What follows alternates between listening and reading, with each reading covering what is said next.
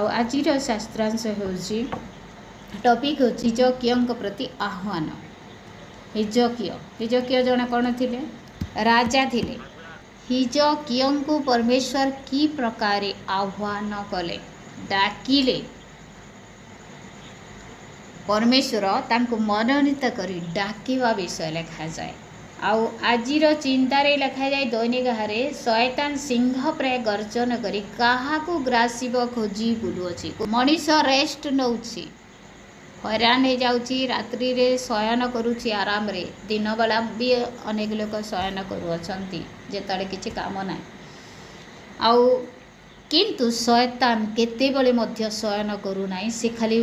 Planning करुछि काहाकू केतेबेले मु grass करिबि। आ से ए प्रकार गर्जन करुछि जे सिंह जे प्रकार गर्जन करे। आ से छकी बसी जनकर जीवन रे जेतेबेले टिके दुर्बलता देखि दिए ताकू आक्रमण से करे, ताको ग्रास करिवो। ग्रास कहले कोन हुई तो सिंह विषय जेतेबेले आलोचना होउछि आमे भाबी थाओ सिंह ताकू विदीर्ण करदेव निश्चयतः, किंतु आत्मिक भाव आत्मा रूप से सिंह प्राय गर्जन करुछि, खोजी बुलुछि काहाकू से विदीर्ण करिवो। आमानकर आत्मिक जीवन विषय यहाँ लिखा जाए। कौन सी शारीरिक चक्षु ए सिंह को देखी पारिबो नाही, जो सिंह शैतान आ से सिंह प्राय गर्जन करी बोलुछि। शैतान रूपक सिंह को आमानकर शारीरिक चक्षु देखी पारिबो नाही, किंतु एटा आत्मिक चक्षु देखिबार विषय कहा जाए। आमे आत्मिक चक्षुरे ताकू देखी पारिबा। परमेश्वर ठारू शक्तियुक्त होई, प्रभु ठारू शक्ति प्राप्त होई आमे से सिंह विरुद्ध रे युद्ध करी जय लाभ करी पारिबा। आमानकर युद्ध कहार विरुद्ध रे? आकाश मंडल दुष्टात्मा मान विरुद्ध रे, आधिपत्य विरुद्ध रे, कर्तापना करुवा विरुद्ध रे, आउ जगतपति विरुद्ध रे बा अंधकार शक्ति विरुद्ध रे। कहवाकू गले संपूर्ण भाव में शैतान विरुद्ध रे अटे। आउ आकाश मंडल रे मध्य शैतान शिष्य माने अछंती, जगत रे घुरी बुली अछंती शैतान शिष्य माने। आउ कार्य कर्तृत्व करू अछंती, राजत्व करू अछंती, लोक मानकर मन को बदलई दे अछंती, विवेक रे कार्य करू अछंती शैतान गुडाक। सिंह प्राय से माने लोक मान को विदीर्ण करू अछंती, किंतु लोक माने जानी पारु नाहंती आमे सिंह द्वारा ग्रासित तो हेई गलुनी बोली। एबे हमें चिंता करू जने प्रभु को पाइला व्यक्ति काहे के अन्य मनस्क हुए, काहे के प्रभु को ठारू दूर को जाए। तार कारण एटा से जानी पारेनी कि प्रकार से प्रभु को ठारू विच्छिन्न हो जाउछि, से जानी पारेनी। कारण कौन? आत्मिक भाव आमे जागृत न हो, आत्मिक युद्ध पाई आमे सुसज्जित न हो। जदि आमे आत्मिक भाव जागृत थांता ताहाले आमे सचेतन थाई आ को माध्यम रे शैतान आमान को विदीर्ण करने को चाहूँगी बा आकर्षण करने को चाहूँगी बा ता निकट को टाणुअछि, आमे ताहा जानिले जागृत होई ताठारु पृथक होइथांता बा निजको सजाड़ी थांता। आ जदि आमानकर आत्मिक जीवन आत्मिक अभिवृद्धि नाही बा जानी पारुनु आमे, ताहेले आजी मध्य शैतान अनेक कार्य तार करी चली। जे प्रकार गत दिन मानकर बाइबल अध्ययन करते इच्छा लगुला, आज इच्छा लगुना। तार अर्थ कौन? से किछि कार्य करी चली आमनकर भितर। गत दिन मानकर प्रार्थना रे मैं उद्योग थिला, आज प्रार्थना रे उद्योग नहीं। तार अर्थ कौन? से आमको प्रार्थना रे आघात करी चली। गत दिन मानकर आम प्रभुंकर सहित प्रभुंकर ठारू किछि रब शुणा निमंते बा आमे जागृत होई प्रार्थना करू करू वाक्य पढ़ु पढ़ु किसी प्रभुंकर नूतन प्रकाशन पाइबा निमंते आमे इच्छा करूथिला, निजर जीवन को सजाड़िबा निमंते चाहूथिला, आत्मिक उन्नति आमे आशा करूथिला, प्रार्थना कहले आमको आनंद लगी जाउतिला, उपासना कहले आम खुशी हो जाउतिला, किंतु आज जदि हो पारु नहीं आम मन रखू किछि आमको ग्रास करछि शैतान आउ प्रभुंकर सहभागिता ठारू अलगा करबा निमंते। सेथिबे वाक्य लिखा जाए आम शैतान को सुजोग देबा नाही, शैतान को बिल्कुल सुजोग देबा नाही, कारण आमनकर दुर्बलता देखले से सुजोग पाई जाए। सेथिबे आम जागृत हेबा, से जागृत आम को विदीर्ण करबा निमंते, किंतु आमे जदि जागृत ना, आमर शत्रु जदि जागृत, आमे जदि सचेतन हेबा नाही, जागृत हेबा नाही, ताहेले आमे तार शिकार हे जिबा। सेथिपाई प्रत्येक ख्रिस्टियान रो जीवन हेउची एक युद्धर जीवन। प्रति मुहूर्त प्रतिदिन से कौन करे आत्मिक युद्ध आउ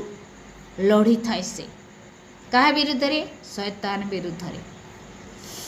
शैतान विरुद्ध रे आउ तार चातुरीता को जानी एफिसिया 6:10 पदरे लिखा जाए, तार प्रत्येक चातुरीता को जानला परे आमे कौन करिबा? तार विरुद्ध रे छिड़ा जे तुम्हें शांति रूपक कटी बंधन करिब, सुसमाचार रूपक पादरे पादुका पिंधिब, उरस्त्राण शिरस्त्राण तुम्हें लगेब,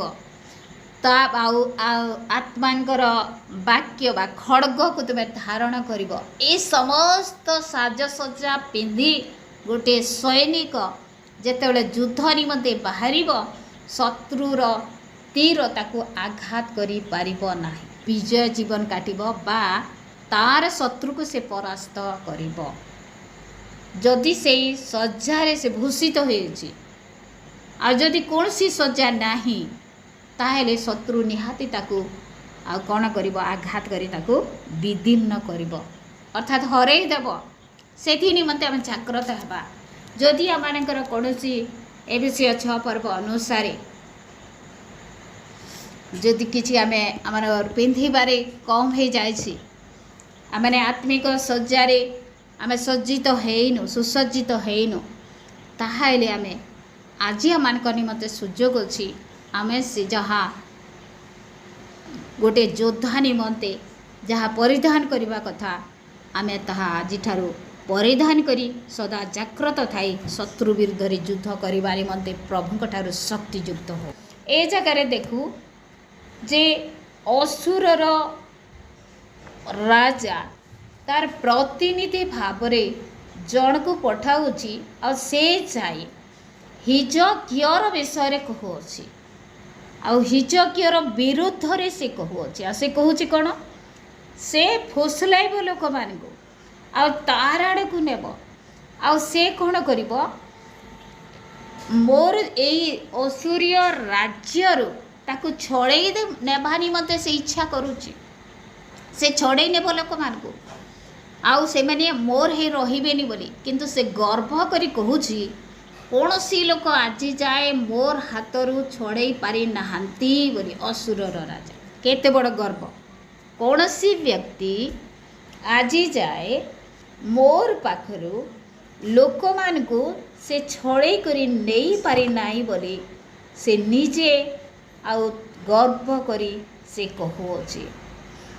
आउ आमने देखू से मिथ्या कथा सबू कहूची, कहा उपरे निर्भर करी तुमे एते बड़ पदक्षेप नौछ बा एते बड़ आह्वान दौछ। रसा कीजिए असुरर राजार सपक्ष से कहूची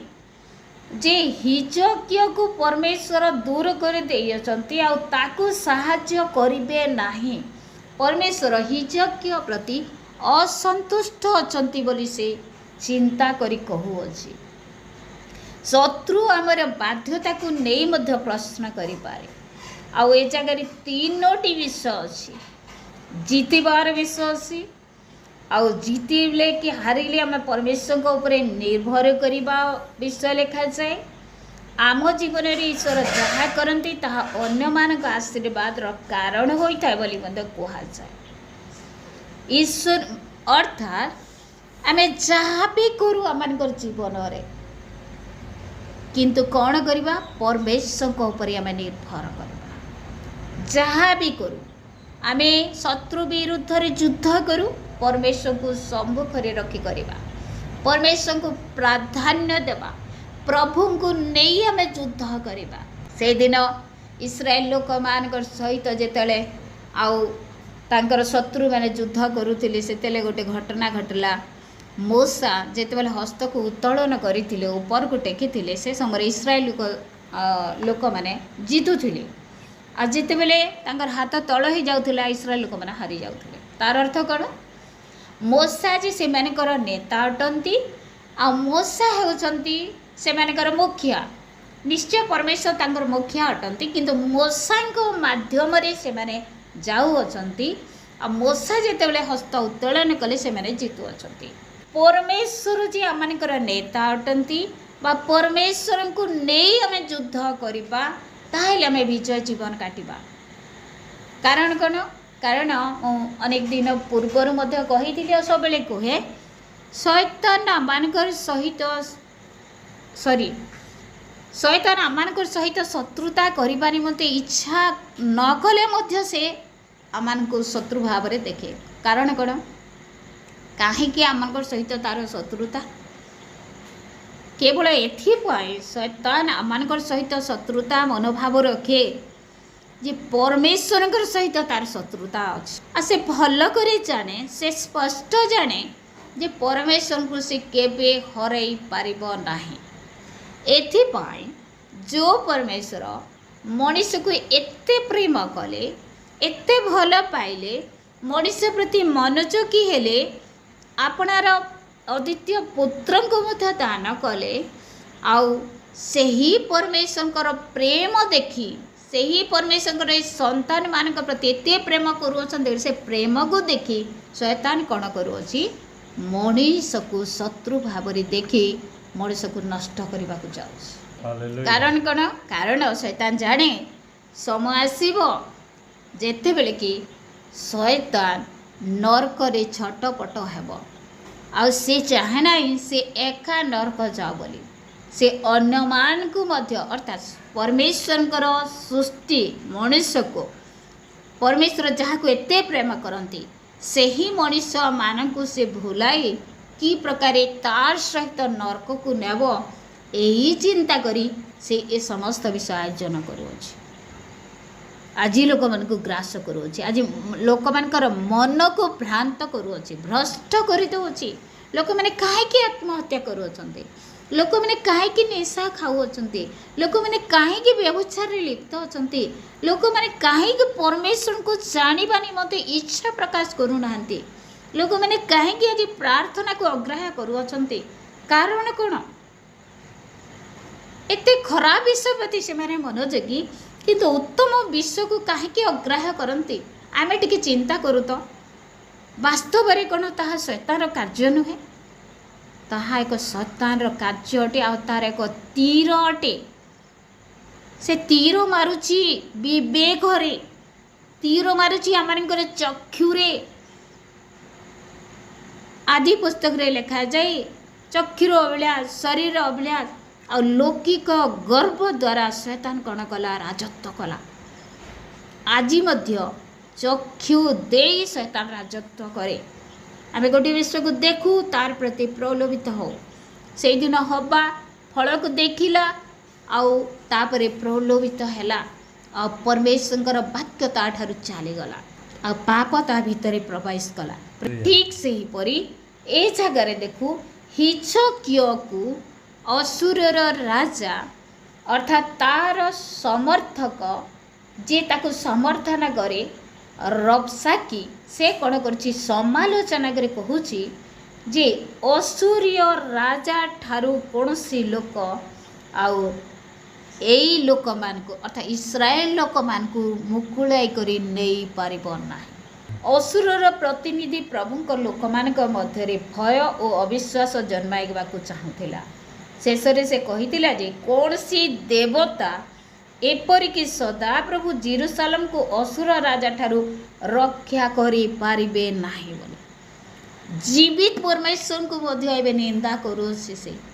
अपमान दौची किए असुरर राजा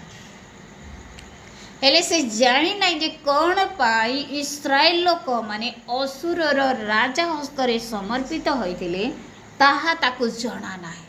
किंतु तार मध्यरे शैतान कार्य करूछि आ कहूछि जेरूशलेम को आ परमेश्वर मध्य मो ठारू नहीं पारिबे नाही किंतु वास्तव रे परमेश्वर जे महान अटंती सबु विषय करि पारंती एहा से आउ अनुभव करि पारि नथिला तार ज्ञान चक्षु बंद हो जाइते तार बुद्धि रे द्वारा बंद आ सेथि पय से चैलेंज करूछि कौन सी व्यक्ति इस्राएल को बा जेरूशलेम को मोर देशरू छड़ाई करी नहीं पारिबो नाही किंतु परमेश्वर कौन कले हिजकिया को उन्नत कले प्रेज द लॉर्ड हालेलुया से सदा प्रभु को भय करथबार जने व्यक्ति हितेबारु ताकू अनुग्रह कले उद्धार कले ए जगह लिखा जाए 35 रो शेषांश रे सदा प्रभु मो हस्तरू जेरूशलेम को उद्धार करिवे आउ 37 रो शेषांश रे आ 37 पद आमे पढ़ी देबा ए उत्तरे हिल्कियर पुत्र इलियाकिम नामक राजगृहाध्यक्ष ओ शिब्न लेखक और आसाफर पुत्र जोहाय नामक इतिहास लेखक आपणा आपणा वस्त्र चिरी हिजकिया निकट को आसी रब साकीर कथा सबू तांकु जणाइले कहा पाखक आसिले हिजकिया पाखक कारण हिजकिया राजा कहूतिले पुनर्बार जेरूशलेम उद्धार पाइब पुनर्बार इस्राएल लोक माने उद्धार पाइबे बोली परमेश्वर हिजकिया को आह्वान करथिले डाकिथिले कहिथिले आ मनोनीत करथिले सेथिपाई आ हिजकिया जेतले कहूची हिजकिया कथा को से माने विश्वास करू नाहंती किंतु आ रबसाकी आसी ए समस्त विषय हिजकिया निकट को से निकटरे से बखाणु अछि हालेलुया ए जगह परमेश्वर जे असंभव कार्य को संभव करि पारंती परमेश्वर जे सबुरे सबु अटंती आउ सी आउ कौन बोली कहबी से जे सृष्टिकर्ता अटंती कौन सी वस्तु नथिबा जगह से नाम धरी डाकिबार परमेश्वर अटंती आउ एही प्रकार सृष्टिकर्ता विरुद्ध रे आउ कौन करोची असुरर राजा चाहुअछि किंतु परमेश्वर जहाँ मनोनीत करियछंती हिजकिया से परमेश्वर सपक्ष परमेश्वर लोक मान अर्थात इस्राएल सपक्ष जेरूशलेम सपक्ष कहूँ निश्चय पुनर्बार से माने उद्धार पाइबे प्रभु सबु बेले गोटे नेता को चाहती गोटे अगुवा को चाहती जे कि प्रकार जने अन्य माने निमंते प्रभु लोक मान निमंते प्रार्थना करिबो से माने प्रभु निकटवर्ती हेबे प्रभु निकट को फेरिबे तापरे पतित हो जाउछंती से मानक निमंते एक मध्यस्थीर आवश्यक अछि जोड़े मध्यस्थी करिवार व्यक्तिर आवश्यक अछि जे से मध्यस्थी व्यक्ति कौन करिबो पुनर्बार प्रभु निकटवर्ती से व्यक्ति को कराइबो प्रभु मध्य आमान को आज वाक्य दे आशीर्वाद करंतु हिजकिया को जे प्रकार मध्यस्थी भाव में व्यवहार कले आज जो माने प्रभु ठारू दूर को चली जाई अछंती आमे से मानक निमंते एक मध्यस्थी हो आमे प्रभु निकट प्रार्थना करू आ कहू विश्वासर वाक्य कहू जे पुनर्बार से माने प्रभु निकटवर्ती हेबे प्रेज द लॉर्ड हालेलुया ताले प्रभु कोन करिवे से समस्त कार्य को से करी से लोक मान को उद्धार करिवे प्रभु वाक्य दे हम समस्त आशीर्वाद करते।